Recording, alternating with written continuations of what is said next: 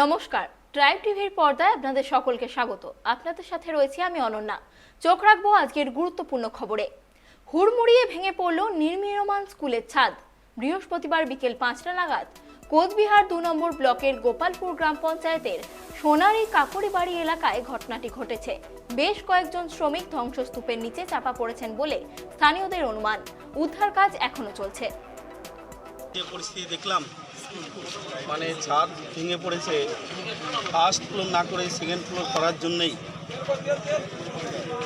লোকটা নিতে পারেনি হয়তো, আর এখনও শক্ত হয়নি।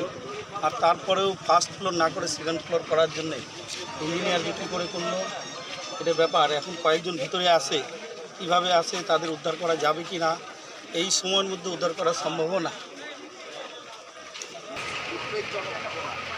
যেভাবে বিল্ডিংটা ভেঙে পড়েছে, যেভাবে নির্মীয়মান একটা বিল্ডিং ভেঙে শোনা যাচ্ছে 2-3 জন চাপা পড়ে, যদি সত্যি হয়ে থাকে তাহলে এটা অত্যন্ত মর্মান্তিক উদ্বেগজনক ঘটনা। যে সংস্থা বা যে সংস্থা বা যে পাবলিক সংস্থা যারা কাজ করছে তাদের মধ্যে গভর্নমেন্ট অ্যাকর্ডিংলি ব্যবস্থা গ্রহণ করল প্রশাসন। এখন প্রশাসনের প্রাথমিক লক্ষ্যই হলো উদ্ধার কার্যক্রম সম্পন্ন করা, সেই কাজটি ছাদ টানাই হচ্ছে, ছাদ ভেঙে পড়ছে। একদম নিচে আছে, ওটা আমার ভাই ছিল, আমার দাদার ছেলে। সে কি এখানেই কাজ করতো? হ্যাঁ, ও কাজ করতেছে। বয়স কত তার? নাম? বয়স 30-32 হবে। রেডি হচ্ছে, ছাদ রেডি হচ্ছিল, ঠিক আছে, ওই জায়গা থেকে পড়ে গেছে, মানে ছাদ ভেঙে পড়ে গেছে। পড়ে যাওয়ার পরে নিচে মোটামুটি 3 জন আটকে গেছে। আটকানির পরে পুলিশ তারপরে ফায়ার ব্রিগেড, কোনো কন্ট্যাক্ট নাম্বার ছিল না এখানকার ম্যানেজারের কাছে, ঠিক আছে। তারপরে মানুষ সুপার করে ফোন করছে, ফোন করার পরে আসছে 15-20 মিনিট পরে। আসার পরে মোটামুটি 45 মিনিট পরে এখানে টাচ করছে সবাই। তার আগে কেউ মানে ফায়ার ব্রিগেড, পুলিশ এত কিছু আসছিল, তারা সেটা ঘুরছিল, খালি দেখছে, বাস কোনো হাত দেয় নাই। যখন মিডিয়া আসলো তারপর থেকে ফাইনালি কাজটা ঠিকভাবে শুরু হয়েছে, তারা কিছু হয় না। আবারও ইন্দাস এলাকায় পথ দুর্ঘটনায় এক বাইক আরোহীর মৃত্যুকে ঘটনাকে কেন্দ্র করে এলাকায় চাঞ্চল্য ছড়িয়েছে। বৃহস্পতিবার সন্ধ্যায় ঘটনাটি ঘটেছে ইন্দাস থানার পলাশী গ্রামে। মৃত বাইক আরোহীর নাম রোহিত বাগদি, বয়স 20 বছর, বাড়ি ডোঙ্গালন গ্রামে, এবং আহত 2 যুবকের নাম শিবু বাগদি ও প্রভাত বাগদি। ওরা সকালে দুজনা চারেক মিলে ওই উচালনে দশহরা পুজো দেখতে গিয়েছিল। দশহরা পুজো দেখে বাড়ি ফিরছিল, বাড়ি ফেরার পথে ওই অ্যাক্সিডেন্ট। ওটা কজন ছিল বাইকে? বাইকে 3 জন ছিল। কোনখানটায় হয়েছে এটা পলাশিতে। বাজারে এসেছি, দশর পুজোর বাজার কেনাকাটা করে বাড়িতে গেছি। বাড়ি থেকে আমি আমার শ্বশুর বাড়ি এসেছি রোল থেকে ফিরে গেছি, তখন ওই 2:30-3 বাজবে। ফিরে যাওয়ার পরে ভাত খেয়ে একটু বিশ্রাম নিচ্ছি, তখন খবর হলো যে অ্যাক্সিডেন্ট হয়েছে। আমি সঙ্গে সঙ্গে জায়গাটা যার নাম জানলাম, বললো পলাশিকে গেল। যাওয়ার পথেই দেখছি সব গাড়ি করে নিয়ে চলে এলো, কিন্তু এইখানে এসে দেখছি 2 জন ডেথ আর একজন এই অবস্থা।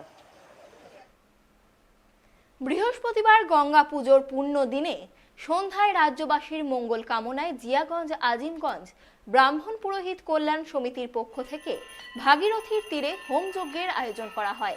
মানুষের মঙ্গল কামনায় হোমযজ্ঞের অনুষ্ঠান দেখতে সদরঘাটে কয়েকশো মানুষের সমাগম হয়। প্রসঙ্গত, জিয়াগঞ্জ আজিমগঞ্জ ফেরিঘাট বোটম্যান সংগঠনের পক্ষ থেকে সদরঘাটে ভাগীরথীর তীরে গঙ্গা পুজোর আয়োজন করা হয়েছে। গঙ্গারতি এবং এই মহতী যজ্ঞের মূল উদ্দেশ্য এলাকাবাসীর তথা জেলাবাসীর তথা রাজ্যবাসীর মঙ্গল কামনা।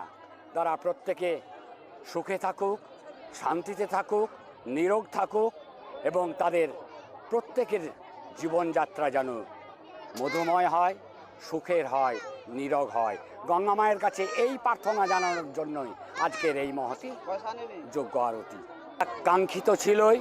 প্রতিদিনই এরকম লোক হয়, আজকে বিশেষ পর্ব গঙ্গা পুজো এবং গঙ্গা আরতি। এটা তো লোক হয়ই, কিন্তু বিশেষ আজকে যজ্ঞের জন্য এত লোকের সমাগম। বট পাকুড়ের বিয়ে টোপর মাথায় দিয়ে চলছে বিভিন্ন ধরনের গান বাজনা। বিভিন্ন লাইটে সেজে উঠেছে গ্রাম। বিয়ের জন্য প্রস্তুত করা হয়েছে চারপাশ।